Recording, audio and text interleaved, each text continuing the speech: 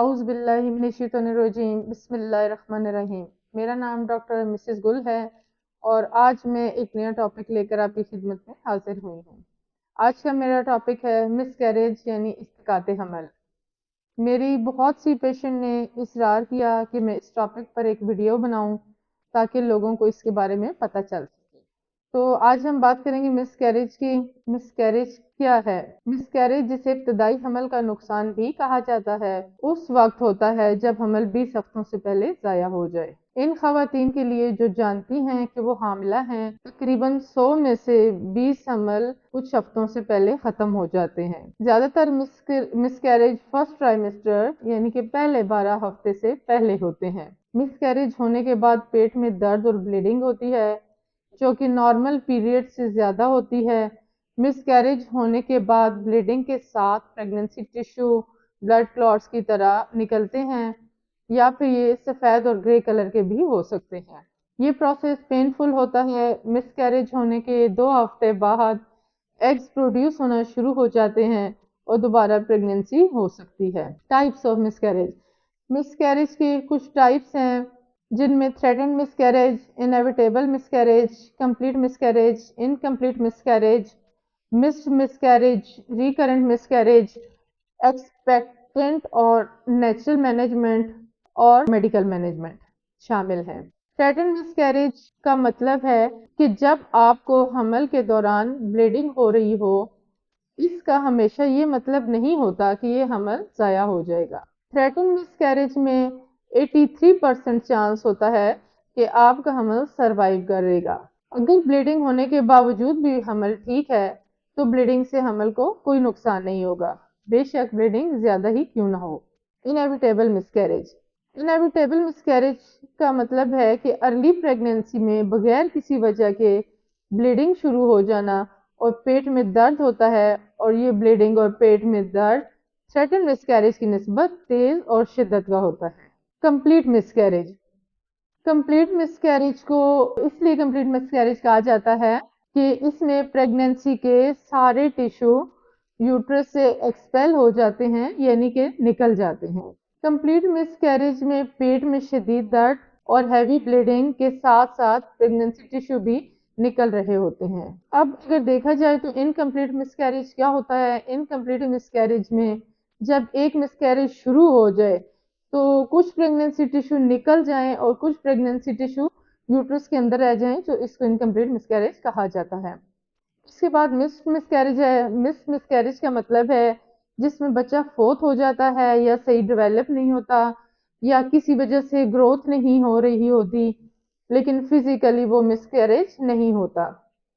کئی کیسز میں اس کی کوئی علامت نہیں ہوتی اور نہ ہی بلیڈنگ ہوتی ہے، نہ پیٹ میں درد رہتا ہے، اور اچانک سے اس کے بارے میں پتہ چلتا ہے۔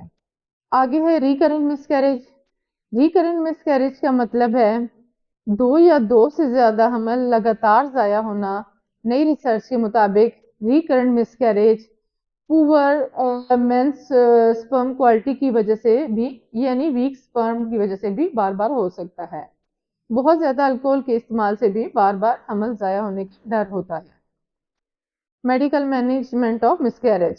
Medical manage of miss carriage کا مطلب ہے جب کسی حمل کو ختم کرنے کے لیے ادویات کا استعمال کیا جائے۔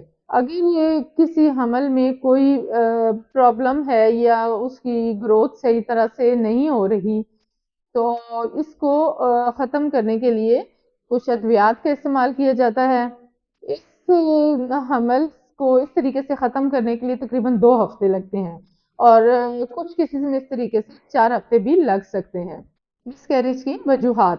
مس کیریج کئی وجوہات کی بنا پر ہوتا ہے، جیسا کہ اگر آپ کی عمر 35 سال سے زیادہ ہے تو آپ میں مس کیریج ہونے کا خطرہ ایک جوان عورت کی نسبت زیادہ ہوتا ہے۔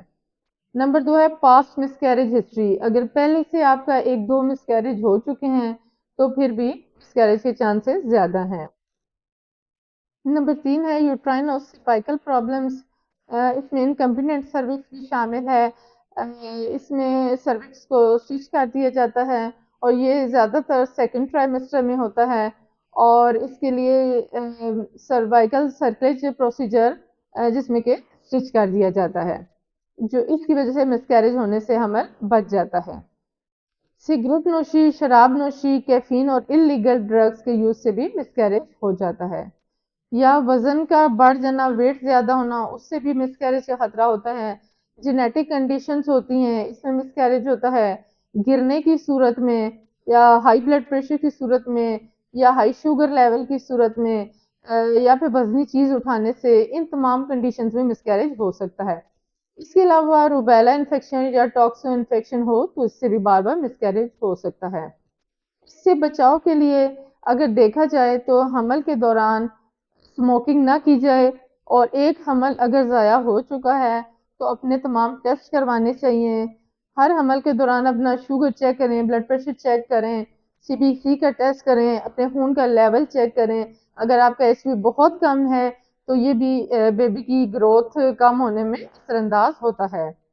حمل کے دوران شراب نوشی اور انلیگل میڈیسن بالکل یوز نہ کریں۔ ہیلدی اور بیلنس ڈائٹ یوز کریں، سبزیاں اور پھل استعمال کریں۔ فرسٹ ٹرائمیسٹر میں فولک ایسڈ ٹیبلٹ اسٹارٹ کریں، یہ حمل کی گروتھ کے لیے بہت ضروری ہوتی ہے۔ حمل کے دوران مختلف انفیکشن ہونے سے بچنے کی کوشش کریں، اور اگر آپ میں بار بار مسکیریج ہو رہی ہیں تو اپنا ٹاکسو اور بروسیلا انفیکشن کا ٹیسٹ کریں۔ اگر وہ پازیٹیو آ جاتا ہے تو پھر حمل ٹھہرنے سے پہلے اس کا علاج کیا جائے، تاکہ پھر جو حمل ٹھہرے وہ محفوظ رہے۔ یہ تھی میری آج کی ویڈیو۔ اگر آپ کو میری ویڈیو پسند آئی ہے تو اس کو لائک اور شیئر کریں، ہمارے چینل کو سبسکرائب کریں، اور اگر کوئی کویسچن ہو تو آپ کمنٹس میں مجھے بتائیں، یا ہم نے اپنا نمبر آپ کو دیا ہے، اس پہ آپ ہم سے رابطہ کریں۔ انشاءاللہ ہم آپ کے ہر سوال کا جواب دینے کی کوشش کریں گے۔ جزاک اللہ۔ اللہ حافظ۔